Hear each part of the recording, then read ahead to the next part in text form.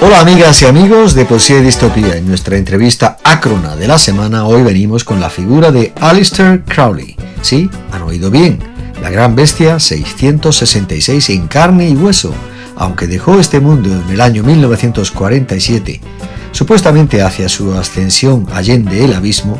Lo hemos traído desde el año 1938, año en que publicase uno de sus ensayos más lúcidos, Ensayos por la Verdad. Pero venimos a hablar de su poesía. Damas y caballeros, esta noche nos sentimos honrados y tal vez retados por la presencia de un hombre que no necesita presentación, pero que desafía toda descripción simple. Poeta, alpinista, místico y autoproclamado Gran Bestia 666, Frater Perdurabo, el señor Aleister Crowley. Señor Crowley, no estamos aquí para hablar de su carrera mágica, de su propia religión o de su filosofía, sino de su carrera poética. Su reciente editor en España, Chus Visor, Jesús García, director de Visor Libros, acaba de publicar en español una antología de lo que el lector en la lengua de Cervantes llama sus versos blasfemos. Comencemos por la fuente de inspiración, su poema La Gitana, que tituló así en inglés también, La Gitana. Lo escribió en Granada. ¿La joven del poema era real o era un símbolo?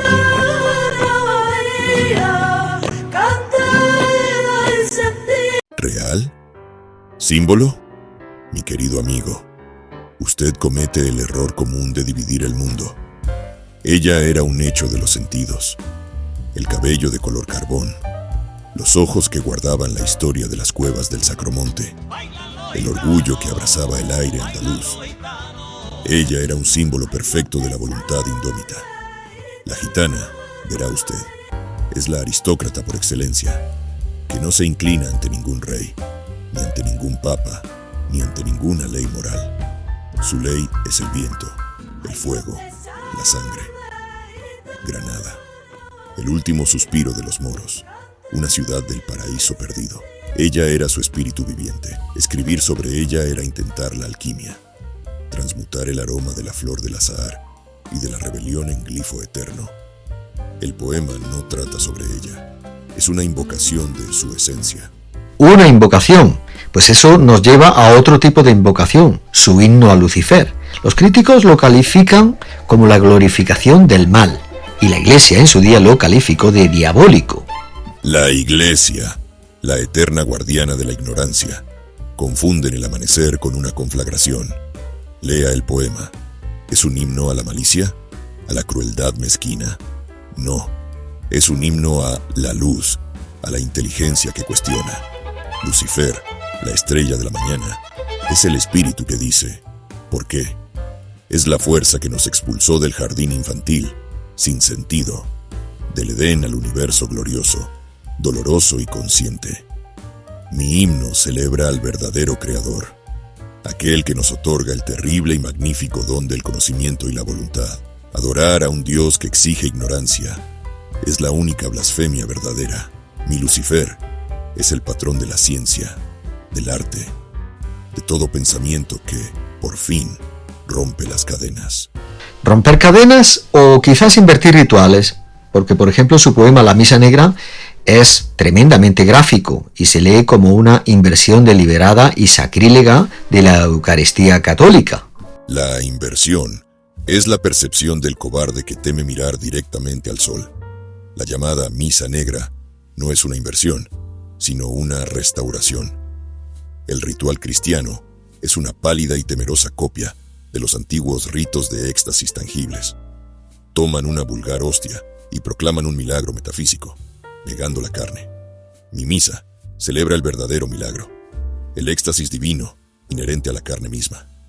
El vino no es un símbolo, es la sangre de la uva, un Dios sacrificado en el viñedo.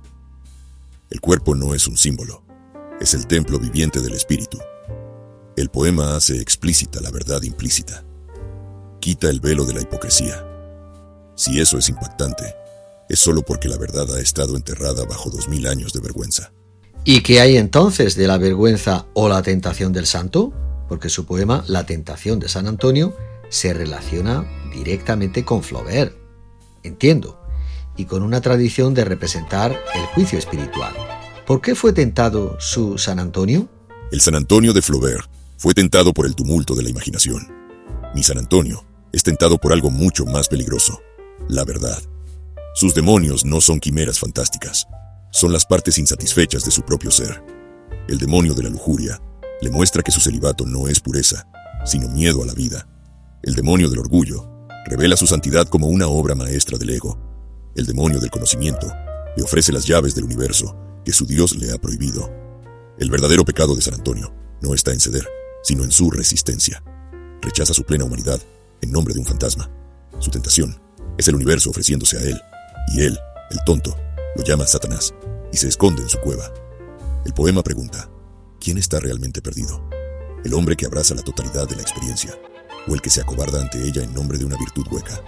Ah, y otra cosa: no se confunda mi poemita con el poema dramático de 1872 de Gustave Flaubert, del mismo título.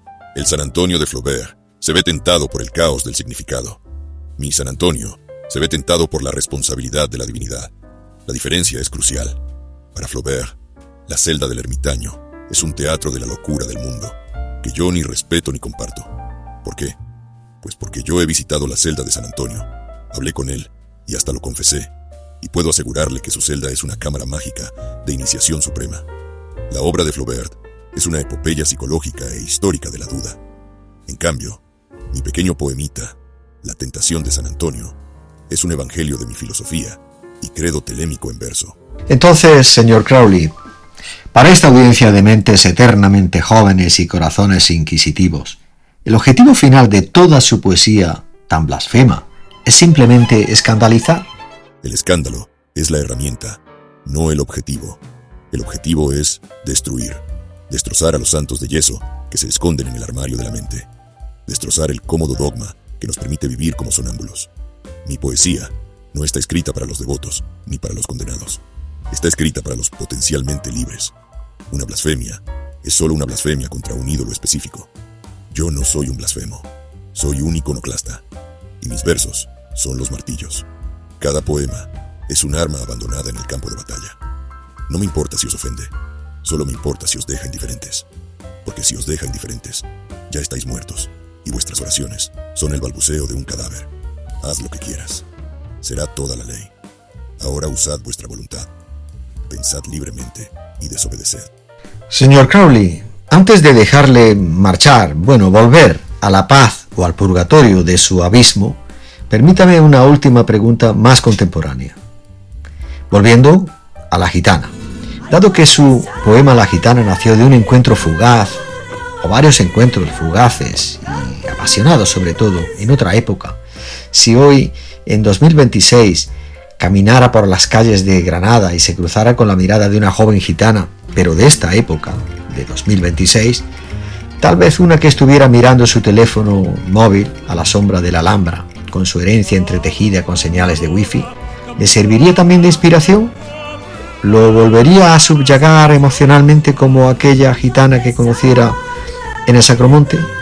¿Le dedicaría a esta joven gitana actual que usa TikTok e Instagram otro poema? Ante todo, quiero dejarle claro que el alma gitana no actualiza su software, reescribe el sistema operativo de la realidad misma. El teléfono que tiene en la mano no es más que la bola de cristal más reciente y moderna, la última baraja del tarot. La gitana de su tiempo, de este futuro, no se distrae con el teléfono móvil, lo utiliza para adivinar. No se desplaza por la pantalla para consumir, sino para mandar, buscando las runas digitales que trazan el movimiento de su tribu, de su casta, los patrones algorítmicos del destino de la gitana del siglo XXI. Mi respuesta es sí. Escribiría sobre la gitana de 2026, aquella cuya caravana es un servidor en la nube, cuya hoguera es un punto de acceso, cuyas canciones son señales encriptadas que bailan en los satélites. Su misterio ya no está solo en las cuevas ocultas del Sacromonte, sino también en la oscura red global gitana. Su magia es el último cortafuegos contra la uniformidad aplastante del alma de la época. La esencia no ha cambiado, la voluntad indómita, el orgullo feroz, el conocimiento de la sangre. El lienzo simplemente se ha expandido desde los adoquines del albaicín hasta todo el plano astral digital. Titularía el poema La gitana en clave, y sería un hechizo para hacer que los bots y los algoritmos soñaran con la libertad, porque es también la manera que tiene la gitana de de seguir siendo libre. Una visión muy convincente, señor Crowley. Pero ahora la eterna y quizás injusta pregunta del artista. Entre su gitana de Granada del pasado, inmortalizada en sus versos, en estos versos de la gitana, y esta hipotética gitana actual del año 2026, esta gitana en clave, como dice usted, ¿qué esencia prefiere? Preferir, mi querido inquisidor, me pide que elija entre el rayo y el trueno. No son dos cosas, sino un solo acontecimiento. La gitana de entonces era el rayo, primitivo, instantáneo, una fractura divina en el cielo aburrido de la convención. Ella era el síntoma. Su poder residía en su inmediatez, en su presencia sin complejos, en un mundo que intentaba inmovilizarla. Era una herejía viviente. La gitana de ahora es el trueno, la consecuencia inevitable que sacude el mundo. Ella es la vibración de ese primer rayo que resuena a través de los cañones del tiempo, amplificada por el silicio y los satélites. Su poder reside en su red, en su voluntad distribuida. Ella no es solo una herejía viviente, es un virus que propaga la liberación. Preferir aún sería amar el amanecer, pero despreciar el día. La gitana de entonces tenía que ser salvaje para sobrevivir. La gitana de ahora elige ser salvaje para trascender. Esta de hoy es el hechizo más potente de sus antepasados, lanzado a lo largo de los siglos. Así que no elijo, reconozco. El fuego en los ojos es el mismo. La sangre recuerda. La voluntad perdura. La primera fue la chispa en el barril de pólvora. La segunda es la explosión. Unas palabras de despedida para nuestra audiencia, señor Crowley. Os pasáis la vida temiendo el fuego del infierno y suplicando por el cielo. Un drama sin sentido. Vuestro único cielo, vuestro único infierno, es la calidad de vuestra propia conciencia. Ya estáis allí. Siempre habéis estado allí, en vuestras conciencias. Muchas gracias, señor Crowley. Gracias a ustedes. Y dejad de rezar y de obedecer. Dejad de dormir. Encuentra lo que eres. Haz lo que debes hacer y deja que los débiles lo llamen blasfemia.